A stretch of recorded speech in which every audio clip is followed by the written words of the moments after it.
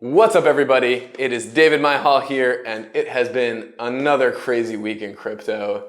Not only has it been another crazy week in crypto, it's been a crazy week here in Belgrade, Serbia, where I currently am. Thursday evening, I was walking home from meeting up with the guys from DeFi Pulse, and I was walking through one of the main squares here in Belgrade. I got there and there was this giant group of people there. I started asking around, and it turned out it was a protest against the government.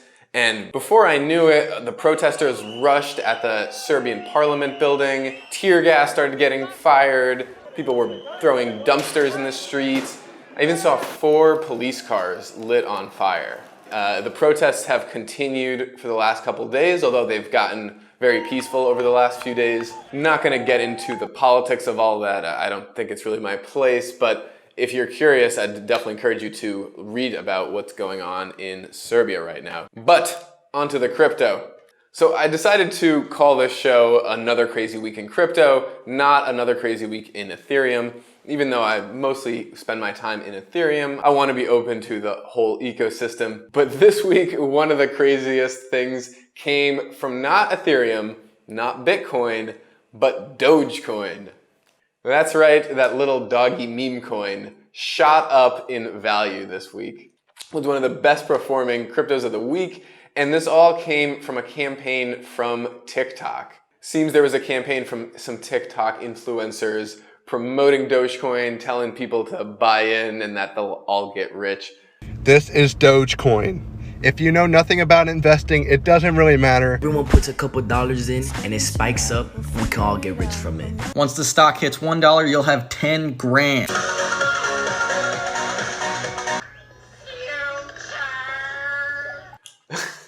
Now, in the past, we probably would have looked at something like this and said, well, this is an example of how crypto is still very immature. It's still not something people are taking seriously. But this year, as somebody on Twitter put, we expected that crypto was going to mature and start behaving more like traditional financial markets. What happened instead is that the equity markets started behaving like crypto markets. People were buying into companies like Hertz that were going bankrupt. There's Dave Portnoy picking Scrabble tiles to pick which stock to pick. RT, RTX, Raytheon, 200 grand Raytheon market, order, done. The stock market has been crazy, and yeah, the crypto market is still pretty damn crazy. But this also shows the power of marketing. People took this funny little meme coin, they made it popular on TikTok, and the price has gone up. So to, any of the more serious, more technical projects out there, maybe you need to hire a TikToker. Moving along. Next up, so what I thought was the most exciting thing this week is the new announcements from Aave.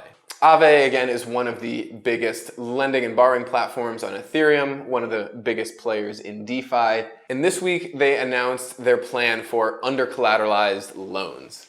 Now, this has been like the holy grail of DeFi. In the traditional financial system, loans are usually under-collateralized or uncollateralized. Say you want a loan to buy a car. You go to the bank, you bring them your plans to buy the car, and you show them your credit history and your employment records. And the bank is going to basically take a bet that they think you're reputable, they're going to give you some money, and if you don't pay it back, they're basically going to use the legal system to go after you as a person. Now in DeFi, there is no legal system to fall back on.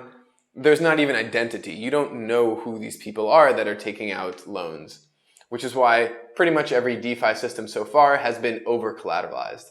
If I want to borrow 100 DAI, that means I need like $150 worth of ETH or some other asset.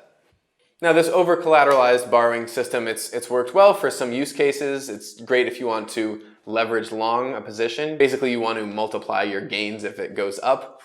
But of course, it doesn't allow for a lot of other use cases, like, borrowing money for a car or getting a mortgage.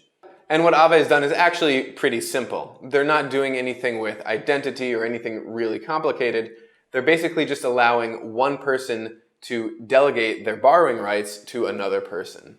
So I guess how I imagine this would work is you have a bank or a financial institution. They put a bunch of money in Aave, which gives them the ability to borrow, but they can delegate that borrowing power to someone else. So you might go to a bank and say, hey, I want to borrow money for this car. And if the bank trusts you, they can delegate this borrowing power to you. And the bank is still the entity that's responsible for that loan. They're also going to be integrating this with OpenLaw, which is a project I haven't done too much deep dives on it, but basically this will be posting a hash of a legal agreement on chain, tying this real world legal agreement to an on-chain cryptographic agreement. And yeah, I think this is going to be really cool to see, kind of this next level of DeFi, and hopefully DeFi taking some market share from traditional financial institutions. Next big news was USDC did their first blacklisting. So USDC is a fiat-backed stablecoin. It's run by an organization called Center, which is basically Circle and Coinbase. Now, like most of these fiat-backed stablecoins, this contract has the ability to blacklist a user from using that stablecoin, basically to revoke funds from someone. And for the first time, they used that. Center put out a statement saying that this was in response to some legal action. Basically, someone stole a bunch of USDC and they were able to take that money back. Now, I'll say, I thought the reaction to this was very overblown. It's always been public knowledge that USDC could do this. Maybe some people weren't aware of that, but this is the trade-off you take when you use a centralized fiat-backed stablecoin. These coins are typically easier to use and they hold their peg very well, but the downside is you're trusting someone. Now, this announcement was followed up by some news stories about Tether doing some blacklisting. I think that timing kind of confused people. I think people thought that Tether also did their first blacklisting, but I think this was basically some reporters saying, well, yes, USDC did their first blacklisting. Tether has done it 20-something times since 2017. You can check out the block for that full story. People were also talking about, does this mean that USDC should not be allowed as collateral in MakerDAO? I mean, I think these arguments, they're more, when people argue against USDC in MakerDAO, I think they're more ideological arguments than actually risk-based arguments. MakerDAO is basically a system for reassigning risk, all different types of risk. When you have an asset like Ether that's very volatile, the risk is that the price of that asset is going to plunge.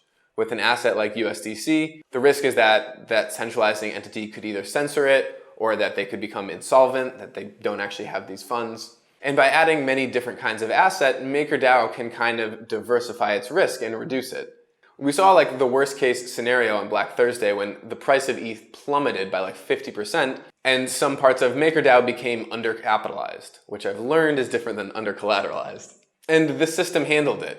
Things didn't go perfectly. Some vault holders did lose their money. I'm not going to go into all that, but the system was able to handle it. And if Center, for some reason, decided that they're going to blacklist MakerDAO, which I don't think they would, but even if they did, the system would be able to handle it.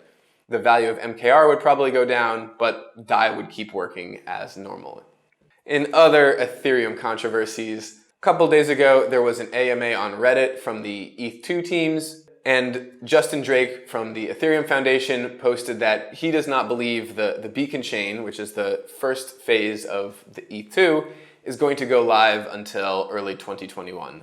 This upset a lot of people, understandably.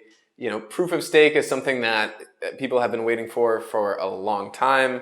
People thought this was going to be ready in 2017, and now we're hearing it might not be till 2021. And to be fair, some other people like Vitalik and Danny Ryan, they jumped into this conversation and said they do believe it'll be in 2020.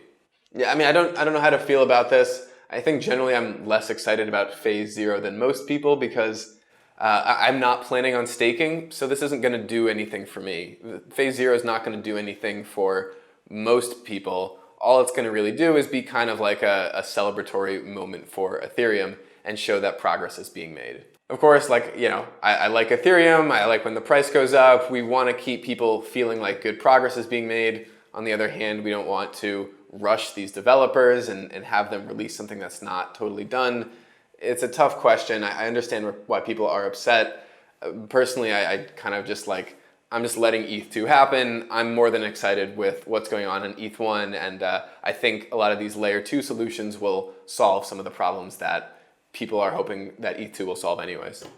That is it for now. I filmed this episode a day early because I think I'm trying to leave Belgrade tomorrow. We'll see. It's very up in the air, but if anything crazy happens on Saturday evening or Sunday morning, I will have missed it. But I will cover it next week when I return for another crazy week in crypto.